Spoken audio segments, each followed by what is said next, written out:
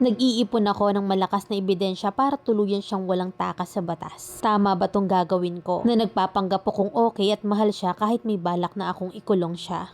College student ako at meron akong ka-live-in na hindi alam ng magulang ko. I just want to share my story and hope magsilbing aral to sa iba. It all started when I was in grade 10. When I met this guy, naging boyfriend ko siya na minor de edad pa lang ako. And yes, nagtagal kami ng almost 4 years. Sa taong nakasama ko siya, ang masasabi ko'y sobrang bait at responsable niyang tao. Pero ba't ganun na lang yung pagkadismaya ko nang may malaman ako sa kanya? Nagsinungaling ako na hindi ko na-open yung account niya. Pero ang hindi niya alam ay na-open ko to sa Chrome. Gusto ko lang itest yung loyalty niya dahil pagdating sa akin ay napakasiloso niya. At doon na nagsimula nagkaletse-letse ng lahat. Na habang nag-aaral ako, siya naman ay busy sa pag-chat sa iba't ibang babae. At inaaya niya pa tong babae na malapit lang yung boarding house dito sa akin. Yung pantatlong babae na nahuli ko, yun talaga yung inaway ko. Kasi alam naman niya na may girlfriend tong lalaki pero todo pa rin ang video call sa partner ko. Dahil doon tinapat ko siya at naiyak talaga ako sa sama ng loob. Gustong gusto kong hiwalayan siya pero ayaw niya. Ayaw din ang pamilya ko dahil mabait daw na tao. Pinatawad ko siya pero hindi ko na malaya ng sarili ko na habang kami pa ay unti-unti nang nawawala yung feelings ko. And during my healing era, I met this guy online. He was very gentleman then di katagalan ay nahulog ang loob ko sa kanya. Which is very wrong dahil may boyfriend ako. At dahil sa galit ko sa lahat ng ginawa niya ay ginamit ko na ang lalaki na na-met ko online. Para lang hiwalayan siya kasi one day nagising na lang ako na ayoko na. Hindi ko na siya mahal. 4 months akong hinabol ang ex ko at nagmamakaawa na balikan siya pero wala ako ni isang sentimong awa. Wala akong naramdaman kundi ang pagkasuklam sa kanya. Naging kami ni Guy na na-meet ko online and nag-live-in kami. Ang problema ko lang is that sobrang seloso and obsessive niya. One time na hiniwalayan ko siya dahil nakukonsensya ako sa pamilya ko sa pakikipag-live-in ko sa kanya. Pero dahil doon nagalit siya sa akin at binanatan niya ako na ikakalat niya yung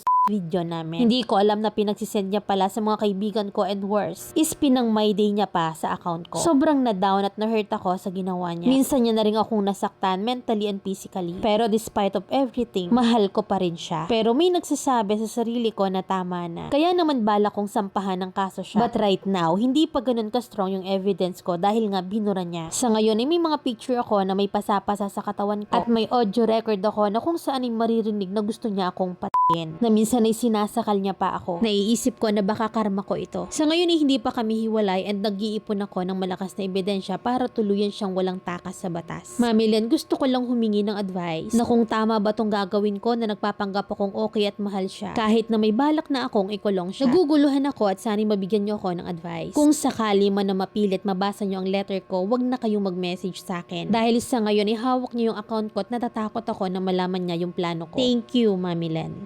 Anong inaantay mong ebidensya, ha, Mima? Lapida ba? Sinasaktan ka na, pinagbabantaan ka na, poker face ka pa. Pinag-aaral ka kasi kung ano-anong inaatupag mo eh. Yung pagkalat ng video mo, hindi pa ba ebidensya yung ikinalat niya? Yung picture mo, yung audio mo, hindi pa ba yan sapat? Nagpapanggap kang okay at kunwari mahal mo, eh baka naman talagang mahal na mahal mo. Nag-aaral ka, napasok ka. So, meaning nakakalabas ka ng bahay. Imposible naman na sa ilalim ng inidoro yung school mo. Baka gusto mo nang tumakas or umalis. Gusto mo yata magpakape sa buong barangay. Magpabiskwit, puno ng bumbilya, ganun ba yung gusto mong entourage? Sabi mo, college ka na. So, nalampasan mo na yung grade 2. Eh, bakit kailangan mo pa ng advice sa sitwasyon na ipit ka na? Umuwi ka sa inyo, tablan ka ng hiya sa mga magulang mo. Pinag-aaral ka para sa kinabukasan mo. Para maging maayos yung future mo. Pinag-aaral ka pero tanga-tangahan ka. Baka kahahanap mo ng ebidensya. Wala na, soko na yung nakakita. Para kang itinapon sa isang isla. Pwede ka namang gumamit ng ibang email. At nang makapag-usap tayo, ma-advisean kita ng ayos. Doon pa talaga sa pwedeng mahuli ka. Paano ko sasabihin sa'yo na eto na na-ere ko na turingang pinag-aaral ka kung saan hinahasa yung utak pero purol na purol ka. Ginigigil mo ko para ako nag-a-advise sa hangin. Umalis ka na dyan, okay na yung ebidensya mo. Sa malapit na police station ka pumunta para mabilis ang hatol. Umuwi ka sa inyo, mag-aral ka ng mabuti, yun ang unahin mo, wag ang panlalalaki mo.